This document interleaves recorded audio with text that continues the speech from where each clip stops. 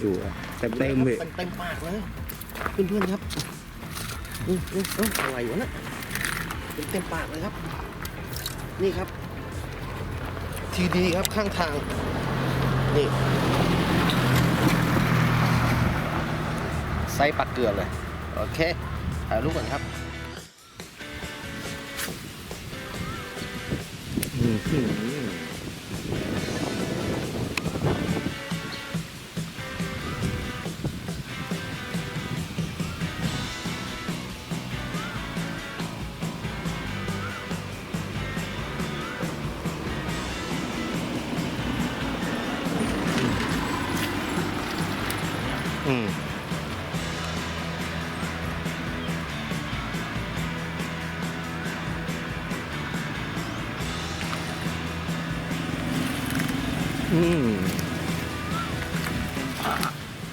เห็นไหมเนี่ย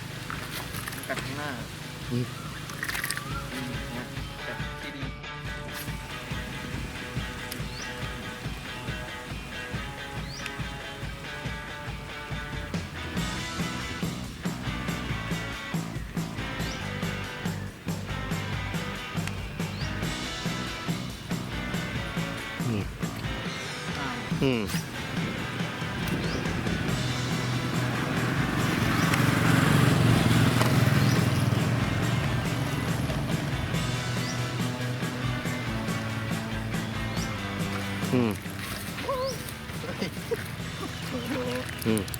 นี่ผลงาน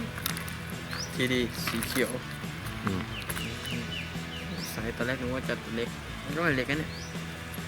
นี่นะใช้งานได้ผลจริงโอเคฝากไว้ด้วยทีดีเหมาะกับเขาผมต้องทีดีนะ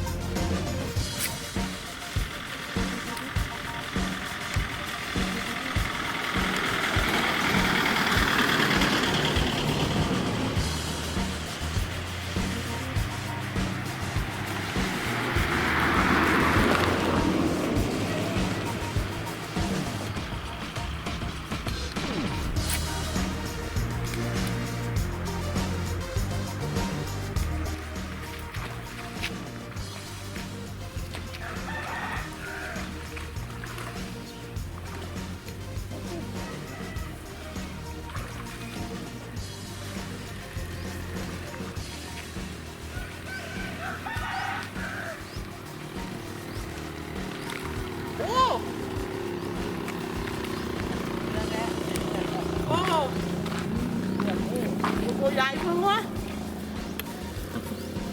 มันขึ้นไหนหรอนี่ครับคุณผู้ชมผลงานทีดีสีเขียวครับผมเต็มปากเลยครับช้อนใหม่ฟองรอบใหม่ครับโอเคฝากไว้ด้วยทีดีเหมาะกับคำว่าคุมต้องทีดีเท่านั้นครับ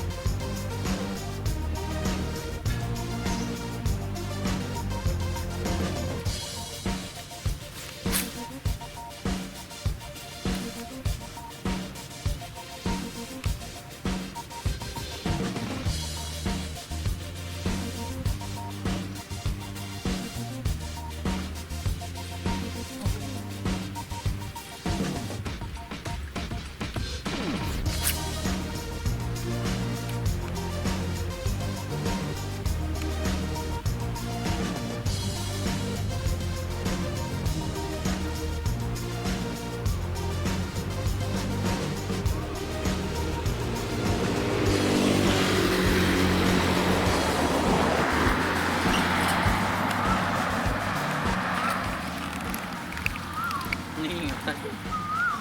นี่ฮะคุณผู้ชมตัวแค่นี้ก็ติดนะไม่ต้องกลัวตัวเล็กๆก็โดนนะครับทีดีสีเขียวนี่ครับฝากด้วย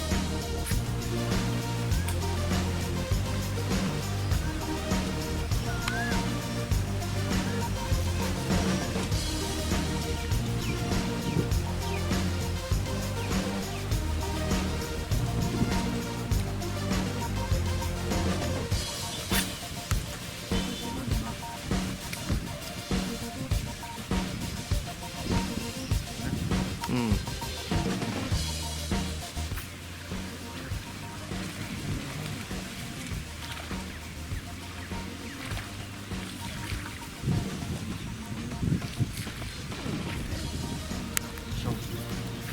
ทีดีสีเขียวเต็มเป็นปากเลยนี่ครับผมชั่นครอง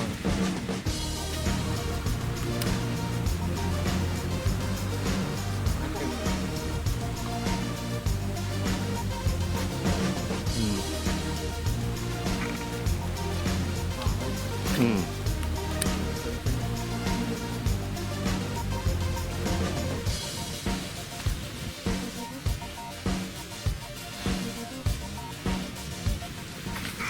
โอ้โห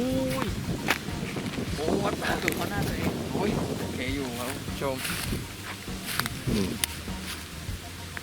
ทีดีสีเขียว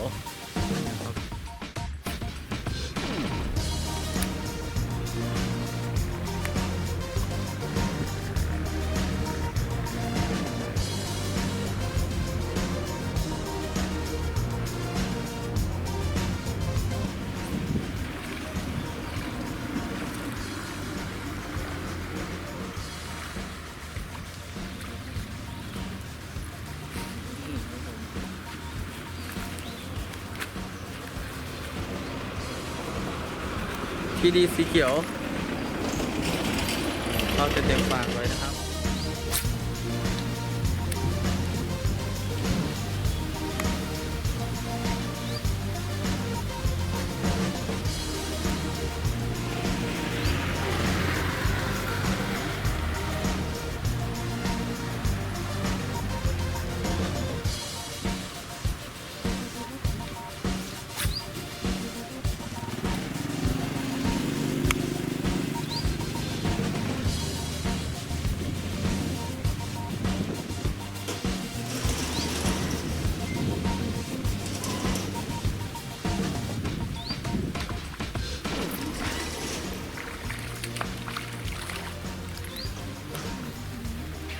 เต็มปากเลย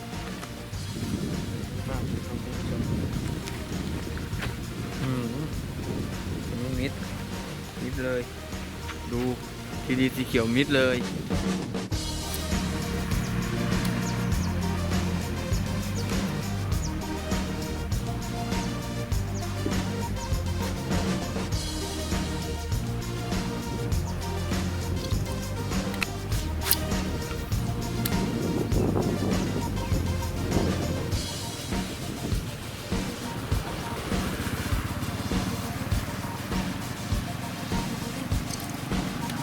อืม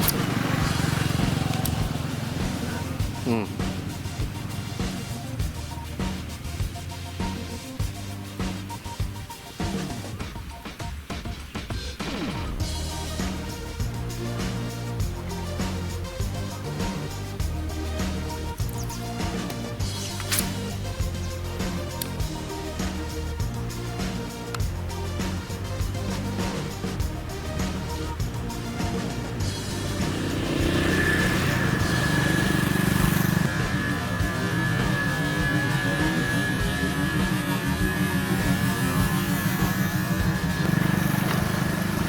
อืม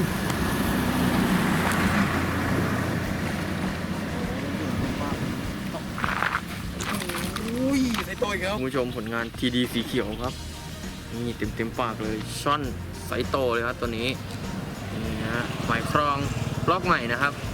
นี่ใช้งานได้ผลจริง ฝากไว้ด้วยผมทีดีมากกว่าคำว่าคุมต้องทีดีเท่านั้นครับสุดยอดเดี๋ยวถ่ายรูปก่อนครับ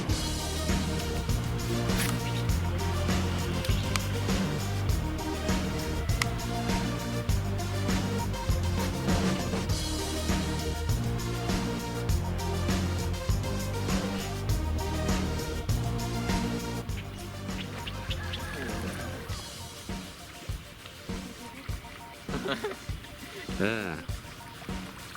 คอนโดบอลก็ติดนะครับคุณผู้ชม อืม เฮ้ย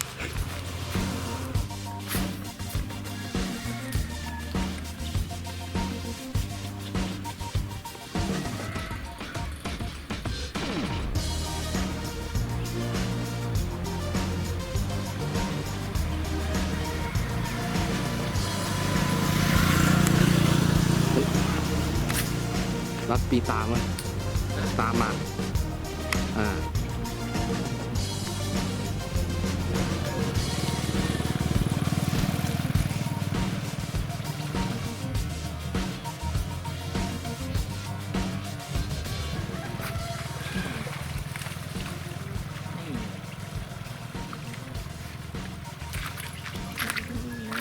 ชั้นรอดนี่กัดทีดีสีเขียวฮะ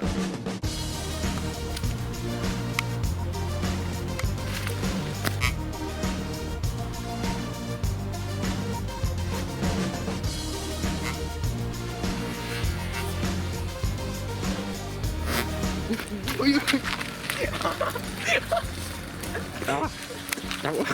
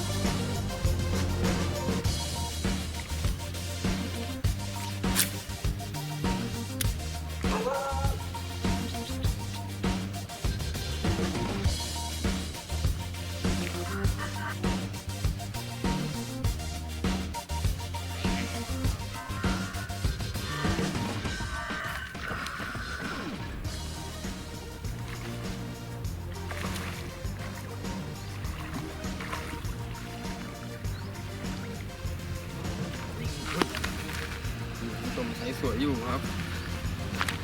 ทีดีสีเขียวนี่นะเขาเต็มปากเลยครับผม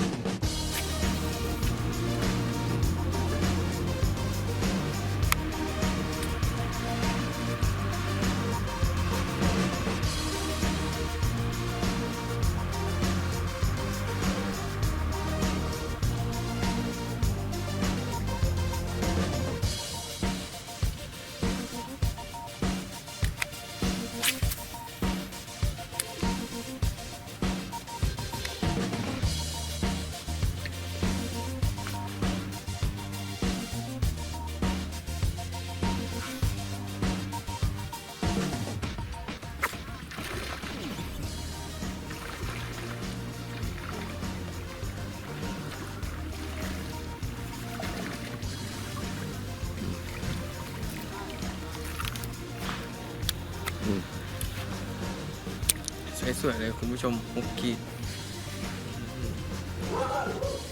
นี่ครับผลงานทีดีสีเขียวอีกแล้วครับผมชั้นครองตัวนี้ใช้สวยครับเต็มปาก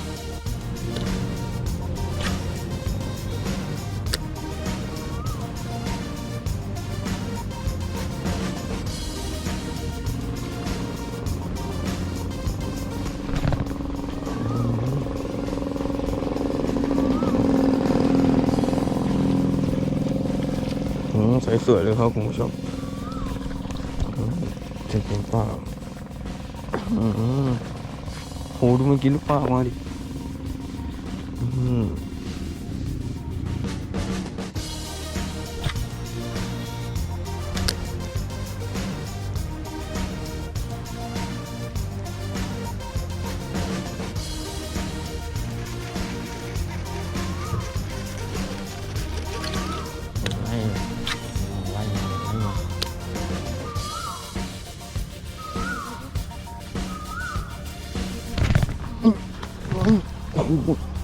โตเลยร้อยตัวโตเลย ไซส์ใหญ่ครับไซส์ใหญ่มันตามมาเข้าเต็มๆเลยครับคุณผู้ชมใหญ่บอกเลยบึ้มเลยฮะตัวนี้ต้องมีโลกว่าแน่นอนดูดินี่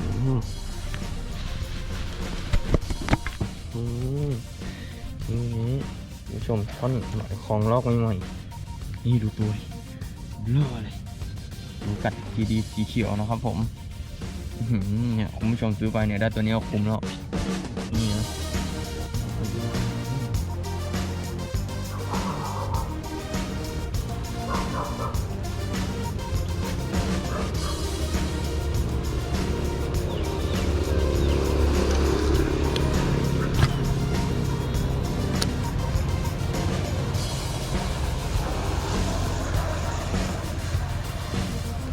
นี่ไ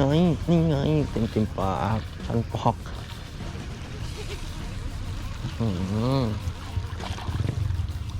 นี่ครับผม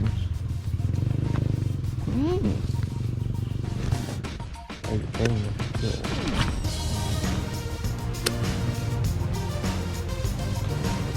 โอ้โหอะไรวะ หวานเดียว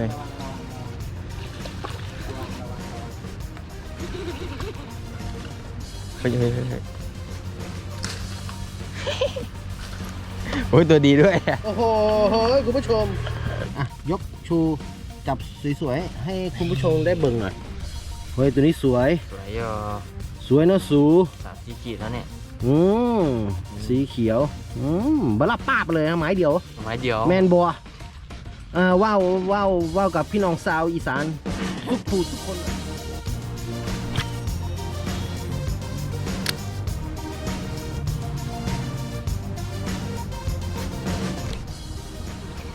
โหวอเตอร์บอลก็ติดแล้วครับคุณผู้ชม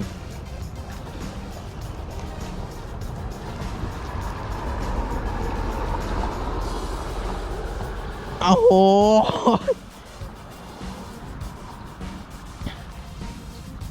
ตอนแรกก็ตัวไม่ใหญ่ติดผักทีตัวใหญ่เลย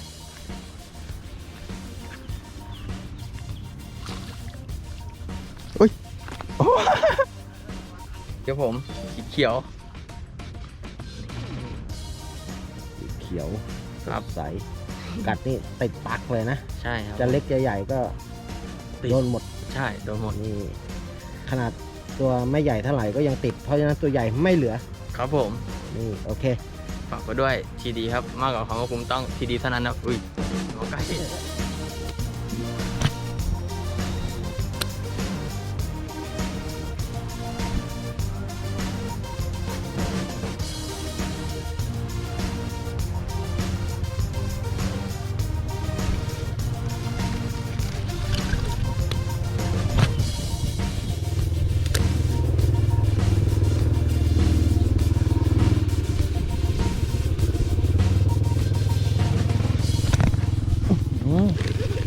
หยุดเนี่ย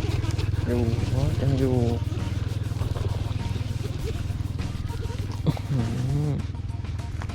เต็มปากเลยครับผม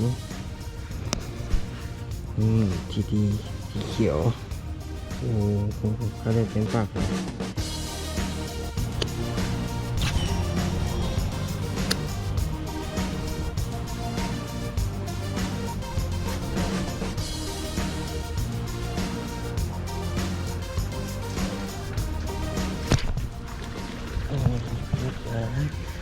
เรียบร้อยไม้เดียวงานที่ดีอีกแล้วครับที่ดีอีกแล้ว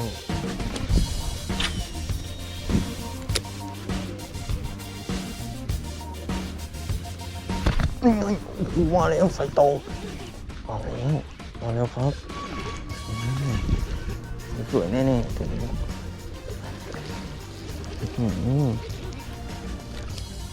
นี่ไงตัวที่3ใหม่เดิมเรียกมันขึ้นมานะครับผมเรียกมันขึ้นมาทีดีโอ้โหเต็มปากแล้วดูดิ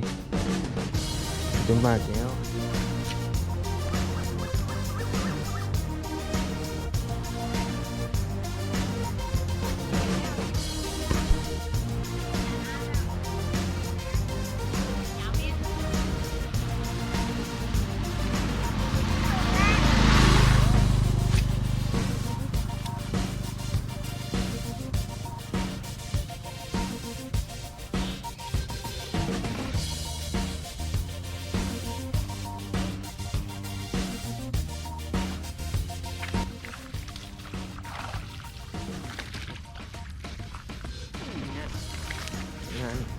ทีดีครับผม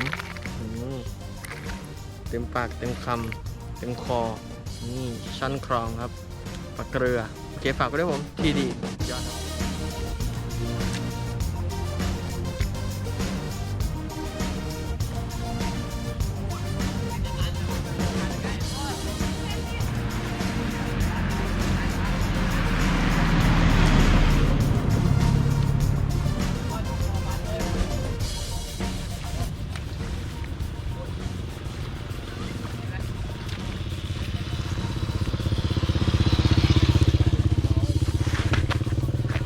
ที่ดีสีแดง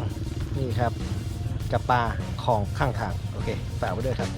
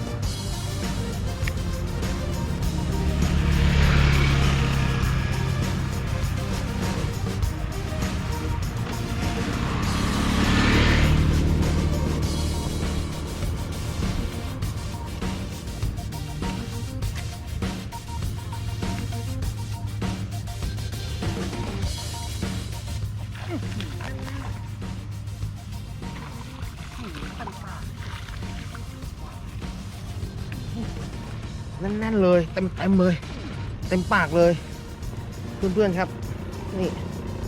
คีมเอาคิปเปอร์มาปะอยู่นู่นอยู่นู่นเนี่ยจับแล้วที่ดีเต็มปากกับปลาคลองฝากไว้ด้วยฮะ